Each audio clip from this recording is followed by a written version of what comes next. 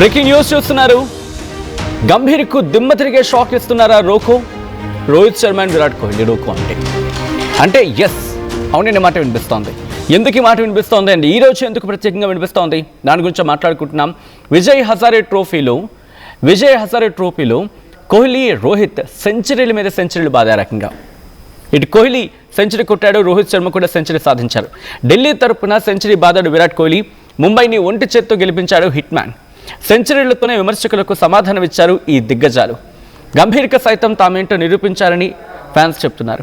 World cup నుంచి వారిని తప్పించే దమ్ముందా అంటూ అభిమానులు ఇప్పుడు సవాల్ చేస్తున్నారు. ఈ మ్యాచ్తో సచిన్ రికార్డును బదులు కొట్టాడు విరాట్ కోహ్లీ అంటూ చర్చ జరుగుతూ ఉంటే, లిస్ట్ ఏ క్రికెట్లో 16,000 పరుగులు పూర్తి చేసిన సందర్భం కోహ్లీది. సచిన్ టెండూల్కర్ తర్వాత లిస్ట్ ఏ మ్యాచ్ల్లో 16,000 పరుగుల మైలురాయిని అందుకున్నారు విరాట్ కోహ్లీ. రెండో వ్యక్తిగా నిలిచాడు. ముంబై వర్సెస్ సిక్కిం మ్యాచ్లో ఇటు రోహిత్ శర్మ తన ఆట తీరేంటో చూపించే ప్రయత్నం చేశాడు. తానేంటి తన ప్రతాపం అంటే ఏంటో చూపించాడు. ఇటు ఆంధ్ర వర్సెస్ ఢిల్లీ మ్యాచ్లో ఈరోజు మాట్లాడుకుంటే కీలకంగా ముందుగా ఆంధ్ర బ్యాటింగ్కి వచ్చింది తర్వాత నితీష్ రెడ్డి ఉన్నాడు. కానీ ఆంధ్ర గురించి మాట్లాడుకున్న సందర్భంలో, మ్యాచ్ గురించి డీటెయిల్గా మాట్లాడుకునే క్రమంలో పార్ట్నర్షిప్స్ గురించి మాట్లాడుకుంటే ఫస్ట్ వికెట్కి 32 రన్స్, ఆ తర్వాత సెకండ్ వికెట్కి 10 రన్స్ మాత్రమే పార్ట్నర్షిప్. ఆ తర్వాత షేక్ రషీద్ అలాగే రికీ భుయ్ వీళ్ళిద్దరూ కూడా ఆదుకున్నారు ఇటు టీంని. ఏకంగా 92 స్కోర్ చేశారు. ఆ తర్వాత నితీష్ రెడ్డి, రికీ భుయ్ వీళ్ళిద్దరూ కూడా పర్ఫార్మెన్స్ అంటే స్టాండర్డ్ ఇచ్చారు. 72 రన్స్ స్కోర్ చేయడం జరిగింది. ఆ తర్వాత నుంచి పెద్దగా పార్ట్నర్షిప్స్ బిల్డ్ కాలేదు. సో మొత్తంగా ఆంధ్రప్రదేశ్ 298 పరుగులు చేస్తుంది 50 ఓవర్లకి. ఆ తర్వాత ఢిల్లీ వంతు వచ్చింది. అఫ్కోర్స్ ఢిల్లీలో బౌలర్ల గురించి కూడా మాట్లాడుకోవాల్సిన సందర్భం. ఎందుకంటే ఏకంగా సిమర్జీత్ సింగ్, విజయ్ హజారే ట్రోఫీలో సిమర్జీత్ సింగ్ తన పర్ఫార్మెన్స్ అంటే ఏంటో చూపించాడు. 10 ఓవర్లలో 1 ఓవర్ మెయిడెన్ వేసి 5 వికెట్లు తీశాడు.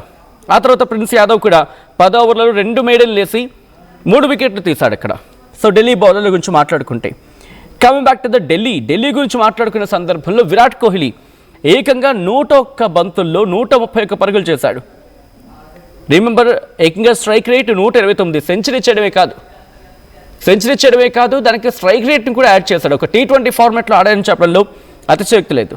ఎందుకంటే ఇక్కడ ఢిల్లీ కూడా పీకల్లోతో కష్టాల్లో ఉంది. ఎప్పుడు అర్పిత్ రాణా ఫస్ట్ ఓవర్కి వికెట్ కోల్పోయాడు.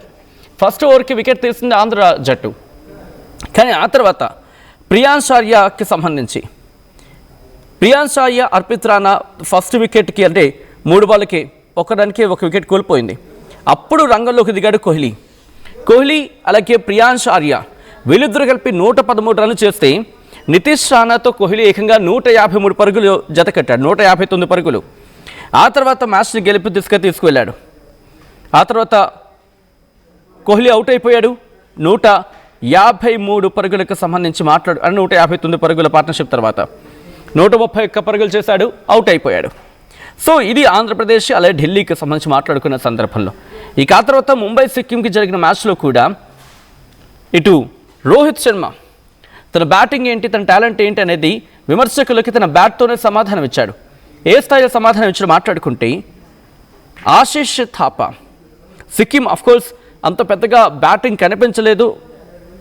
దాదాపు 50 ఓవర్లకి 236 పరుగులు చేశారు మాత్రమే. కానీ ఆ తర్వాత చూసుకుంటే మ్యాచ్ మారిపోయింది. ఎందుకంటే 236 పరుగులు చేసిన తర్వాత ఇటు హిట్ మ్యాన్ రంగంలోకి దిగాడు. అంటే ముంబై బ్యాటింగ్కి వచ్చింది. మొదటి నుంచి కూడా ఆ డామినేషన్ని చూపించింది.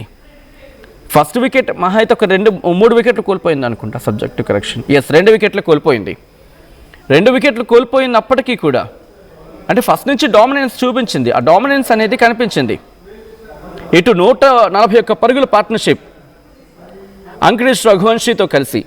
సో జస్ట్ అండర్స్టాండ్, అంటే ఒక సీనియర్ బ్యాట్స్మెన్ ఎందుకు అవసరం, ఎందుకు విరాట్ కోహ్లీ, రోహిత్ శర్మ అంటే ఫ్యాన్స్ ఎందుకు ఇష్టపడతారంటే, మీరు చూస్తే అటు ఆంధ్రప్రదేశ్ ఢిల్లీకి జరిగిన మ్యాచ్లో విరాట్ కోహ్లీ నిల్చున్న తర్వాత అక్కడ ఢిల్లీ గెలిచింది. ఇక్కడ రోహిత్ శర్మ అలాగే ముంబై వర్సెస్ సిక్కిం జరిగిన మ్యాచ్లో కూడా రోహిత్ శర్మ నిలదొక్కున్న తర్వాత మ్యాచ్ గెలిచింది. సో వీళ్ళిద్దరి పాత్ర అక్కడ చాలా కీలకం. వికెట్ పడిపోయిన తర్వాత కూడా మ్యాచ్ని ఎలా నిల్చోబెట్టాలో అక్కడ విరాట్ కోహ్లీ చూపించాడు తన బ్యాట్తోని. అండ్ ఇక్కడ కూడా తన బ్యాట్తోనే ప్రూవ్ చేశాడు వాట్ హీజ్ అని చెప్పి. సో అదే మొత్తంగా వీళ్ళిద్దరూ కూడా ఇప్పుడు గంభీర్కి సమాధానం ఇచ్చారనే చర్చ జరుగుతుంటుంది.